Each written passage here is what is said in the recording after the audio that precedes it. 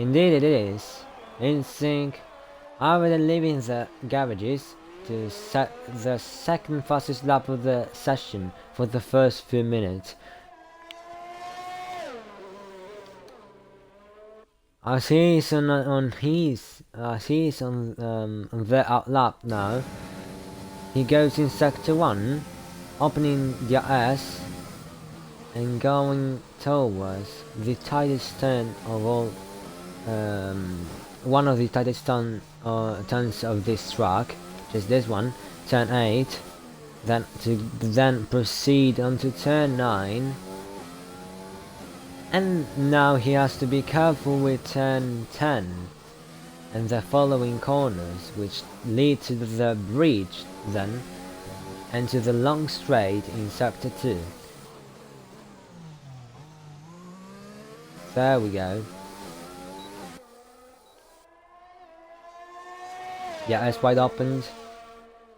And as he proceeds through sector 2, through sector 3 actually, Letourneau already gets near the starting grid to start his first flying lap as he crosses the finish line by now and starts his hot lap by now. What will he manage to do? Will the AI be able to manage to beat, to be faster than InSync? I wonder what InSync can do, you know. As he starts his first flight lap, turn 3 already, as he goes through sector 1 and onto the main straight in a few seconds. He opens the RS and goes all the way long through sector 1's main straight, and he is on hard. Onto turn 8 he goes, one of the tightest turns of the track. Turn 9, then he will have to be careful at turn 10 because that's one of the hardest parts of the circuit. Then he proceeds onto the bridge to then meet up with the sector 2's main straight as he opens the RS, goes all the way along through sector 2 as he sets a 18.1 in sector 2, onto sector 3 now as he gets closer to the starting grid. And meanwhile Letourneau sets a 141.7, and as I said that InSync is now close to the starting grid. Let's see what can he set, if he can set a better time than Letourneau's. Let's see. Around the last 2 corners he sets a 143.5, which is 2 seconds lower than Letourneau's lap time. Although Letourneau is on soft and he is on hard, so that might be why. That might be the reason about why he is a bit slow, I guess. And I think he's going for another shot. Round sector 1 again, with an AI car behind him. I think that's Fortress or Murray. No, that's Murray. Murray following him on his outlap.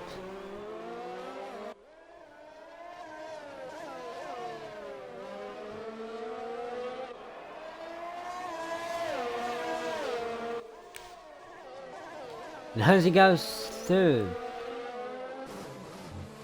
the bridge section of the track again and reaches the longest straight, I guess, sector 2. Might be wrong. I think the longest straight is sector 1. This is the second longest straight, I guess. But yeah, now he goes on to sector 3. And meanwhile Levasseur overtakes him in terms of lap times by setting a 143.1, and that's just 0.4 faster than InSync's lap time. Will he be able to improve the lap time or not? as Murray is really close to him. No, he decides to pick the second flight lap soon. Burns in PA just behind Forrest. He with a 144.1 they find themselves in third last place. Fourth in P9 with a 144.6, and Giles, the last person in the leaderboard. I think Giles is the slowest person in the with the custom cars. Because look, he's always last. Never seen him in top 5 or anything like that. Meanwhile, Insect starts the flying lap, and he has 3 AI cars behind him, I think. But Giles is in P10 with a 144.9. Let me get to Insync. No, he has Korea ahead and Forrest behind. So he's just by here. And he sets a purpose on. That was a nice lap time in sector 1. And now he has to do the same in the next 2 sectors. He approaches the bridge section behind Korea, which he's lowering him a lot, I think. And he actually crashes. He actually hits him, and that will surely count in terms of seconds and performance. And he also spins him out. What is the AI in this game? He sets up purple sector 2. He could improve, but I think he's gonna pit. I'm pretty sure he's gonna pit. And now he damages his own wing because the AI is so aggressive. The AI is literally dirtier than unranked lobbies.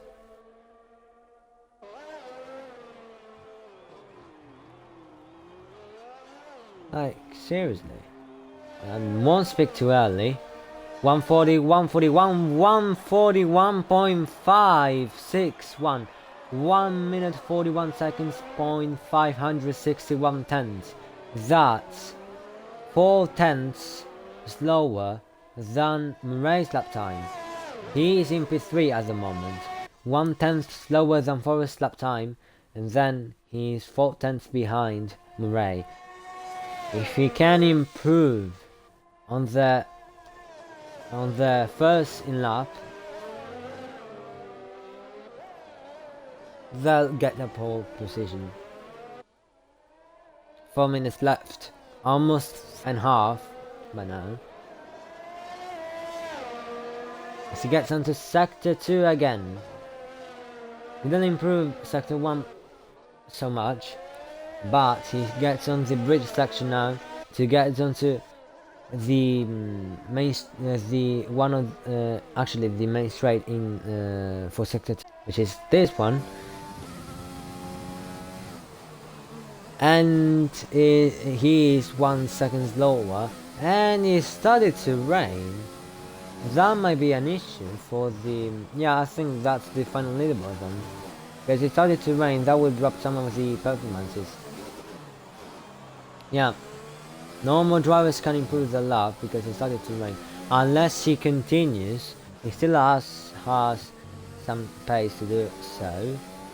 But I don't think he will. No, he does. He continues. He tries to improve the lap. By any chance, he can't. Now it started to rain, so it will be almost impossible to improve a lap. Because performance drops with rain, especially if you wear soft. 2 minutes left, by the way. No, the rain was unexpected. I didn't think it rained at all. And in this dynamic weather, that's a good thing about dynamic weather. Even though, I think about changing the weather by season 3, but Yeah, I'll do a vote for it, like the vote we did for regular conic karting simulation damages and run. But yeah, well, let's think about season 2 first. I think he damaged the wing. They hit a barrier. I'm not sure whether they damaged the wing or not. I think, yeah, they did. They damaged the wing. 1 minute left in the session, and yeah, I think he will beat. And if he beats, he has no more time to set lap, but it won't make any difference because it started raining, so the performance drops either way. So I think he will beat. Maybe the most better thing to do. No, he still continues. Okay. Well, 40 seconds. Last lap he'll set. There's one, and then he will be able to take part in the 3 laps race if he wants. It doesn't really count. I can't just set the lobby to have no race at all. So yeah. Yeah, he retired. Yeah, that's it. He finds themselves in P3 after a good improvement.